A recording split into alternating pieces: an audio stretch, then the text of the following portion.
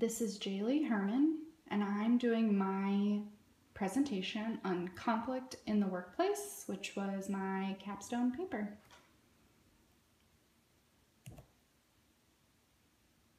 Working together? Or are we working in conflict? Conflict is defined as a serious disagreement or argument, typically a protracted one. That's by the Webster's Dictionary. And I kind of went through and said what conflict is and what the workplace is. And the workplace, is a place that a person goes to typically Monday through Friday, 52 weeks a year, 8 hours a day to do work of some kind with coworkers of some kind. Basically meaning we spend a lot of time with our coworkers. And so because we spend so much time with our coworkers and because conflict does exist, you're going to have conflict in your workplace with your coworkers. And as managers, we're going to have to deal with that conflict in one way or another. The way I did my research was through interviews and through the Indiana Wesleyan OCLS website to do my research. The purpose of the study, basically I wanted to, when we started talking about what would be important to us as a manager, I'm a people person, and so it was important for me to, something I think is, important for all managers is to know how to deal with conflict, how to deal with people, that you're leading, that you're trying to get something done. You're going to have things in the way. You're going to have objectives that you can't get done because of other problems, your employees might have. I had 4 main objectives I wanted to accomplish throughout my paper. The first was just to explain what conflict is. Conflict, there's a reason it exists. Why does it exist? Where does it come from? What is it? Then to explain why conflict exists in the workplace. What breeds it? Why does it exist there? When does it take place? My next objective was to create a plan of action. I want my own plan that when I become a manager or become a person in leadership, that I know how, I already have a plan of kind of how I want to deal with conflict as the leader. And then I kind of wanted to talk about, what happens if a manager doesn't deal with conflict? What does the future look like with conflict in the workplace? So those are my main objectives. The significance of my study, conflict is obviously inevitable. It's something you're going to deal with because you're with people all day, it's inevitable in the workplace, it's inevitable in life. I have 2 roommates. Conflict with us is inevitable. I mean, everybody has different ideas, different thoughts, so that's, part of why it's significant for me to study this. It's significant to me because I want to be a manager and I want to have a plan on hand. I want to be a leader and I want to lead people in my office, so I need to understand how to lead correctly and how to deal with the problems that aren't just work problems. As a manager, as a leader, you're going to deal with problems outside of the actual work, and I want to be a leader that can do that. My research is significant to others because it's important for everyone to understand conflict. It's important for the employee to understand conflict and why it occurs and how to deal with it. It's important for the manager to understand conflict, why it occurs, and how to deal with it. We can't just sweep conflict under the rug and pretend that it doesn't exist when it does, because it's going to affect the everyday job that needs to get done. The overview of my organization. Since I was writing about conflict in my workplace, I first explained my organization in general, which is Reindeer Auto Relocation. We're located out of Zionsville.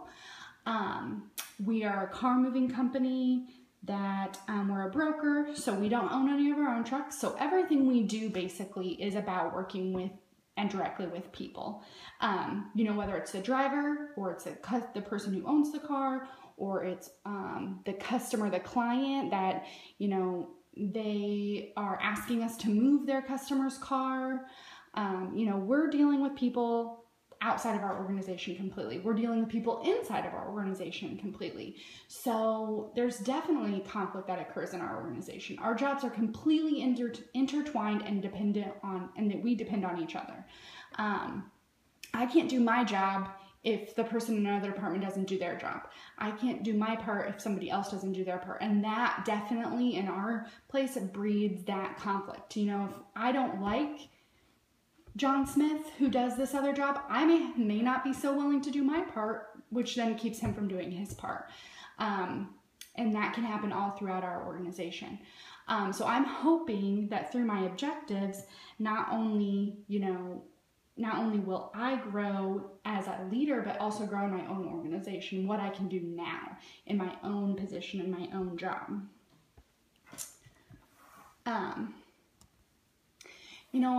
The identification and discussion of issues. I thought about, is there an ethical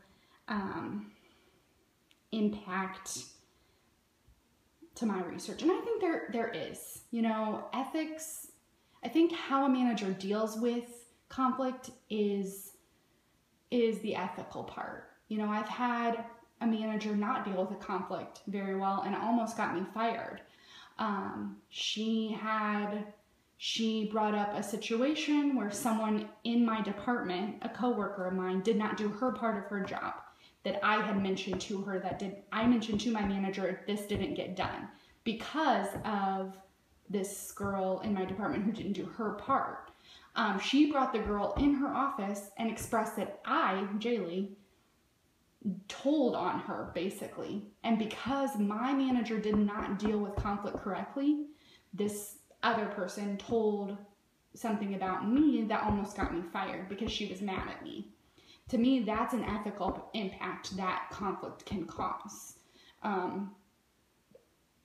Getting fired because my manager didn't do her job correctly would have been very unfortunate for me. It didn't happen, but that's just one example of how we need, as managers, as leaders, to know how we're dealing with conflict. The issues I'm going to address are the same. The issues I addressed were the same as my objectives. What is conflict? Explaining conflict is the first step to knowing how to deal with it. Why does it exist? Knowing why it exists, where it is the second step to dealing with it. You know what conflict is. Now you know why it exists. Now you can create your plan. Creating the plan is the next.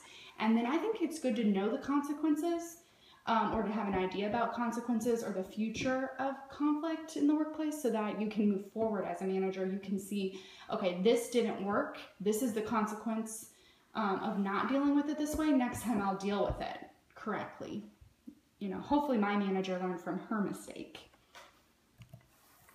My literature review, my resources were 2 interviews with my quality care manager, which is our claims manager in my office. So she deals with a lot of conflict. And then Elizabeth Payne, or Jessica Chesney was the quality care manager, and then Elizabeth Payne, the operations manager. That's the driver department where they book drivers, get drivers. So she also deals with a lot of conflict outside and inside. They both deal with that conflict outside and inside. I used the website, the Indiana Wesleyan OCLS research website, because I wanted full text articles. I wanted them to be somewhat peer reviewed, and there's just so much research in there. I didn't have to go far to get good articles that really had a lot of meat to them. Analysis of the key issues. So this is the beginning of my paper. The main part of my paper. So the first 2 issues are addressing the analysis of the key issues. What is conflict and why does it exist in the office? What is conflict? Trouble between 2 or more people, basically. I just started out, it's an inevitable part of life. It's something that everybody deals with, whether you're in an office setting, you're in a home setting, wherever you're going to deal with conflict. There's a really good, one of the reasons I wanted to study this was for this. I got this great quote from one of my articles was, 75% of dealing with difficult people and situations is understanding, and 25% is skill and technique. So understanding is almost more important than the dealing, than what you do. So that's where I thought it was very important to discuss what is conflict. The key components, in one of my other articles by Warren Schmidt, in his article Conflict, a Powerful Process for Good and Bad Change, there's 4 key components to conflict. The first is frustration, and this occurs when somebody feels like they're not getting heard, they're not being heard. The second is conceptualization. This is where, what's the problem? Why do we have these issues? You know, you're feeling that as a person. The third is behavior, how you decide to act on your frustration, your conceptualization, how you're seeing the issue arising. And then the fourth is the outcome of the conflict. So knowing those 4, parts of conflict, you know, as a manager, if we know those are the 4 parts, hopefully we can get into one of those parts and figure out what the real problem is, and hopefully figure out how to deal with the conflict before it becomes a major issue. So then the second part of the first part of the paper is, so why does it occur? You know, why does it occur in the workplace? Why does it exist in my office? Well, clearly we have different people, different opinions, different backgrounds. You know, I come from Terre Haute, Indiana, and from a basically white-collar family, you know, and I could be sitting next to someone who comes from downtown Indianapolis, blue-collar family. We're going to have 2 different views of life and 2 different ways of doing things. I have a very great work ethic, whereas the person sitting next to me may work just to get their paycheck and leave at the end of the day. So depending on, you know, how you work or what your opinions are, you know,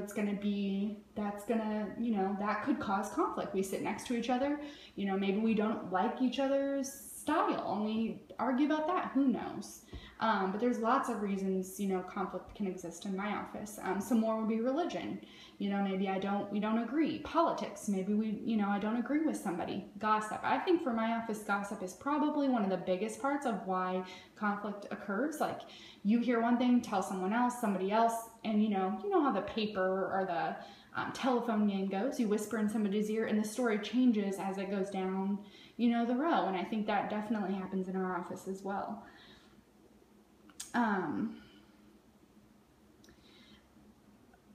You know, Jessica Chesney in the quality care department, she said this: our workplace is made up of many different types of people: loud people, quiet people, obnoxious people, simple people. Because of all the types of people, conflict is going to exist and it's going to thrive here. Some of the great things I think that brought from my interview with her is that, in her opinion as a manager, she wants to deal with the conflict head on. She wants to make sure that she doesn't leave it under the rug. And she wants to explain how she thinks it is very important for it to be dealt with so that her employees know that she cares, know that it's not just about getting just the work done. When coworker Karen Watkins, in her article When Coworkers Clash, she explains that today as a society we view conflict as a negative thing in the workplace. Most people feel as though they cannot have conflict or they will get fired. She said, chat positive information flows up the organization, negative down. That disagreeing with the boss is a sign of disloyalty, and that conflict in the work group is a sign of dysfunction or poor management. And I think, conflict isn't the best, but I think that's because it's inevitable. I think it's not a positive thing to see. I don't think it's good to see it as a negative thing. I think we need to see it as something to work through, and when you work through it, you can grow as a team. I think idle time breeds a lot of the conflict. We know when we have moments, because we're a car moving company, when things are just really slow, then we're gonna have more time to have conflict. We're gonna have more time to gossip, have more time to get in arguments with each other. So then my second part addresses the recommendations and conclusions. This was my second part of my paper. My second part basically talks about my plan, the first part of my second part.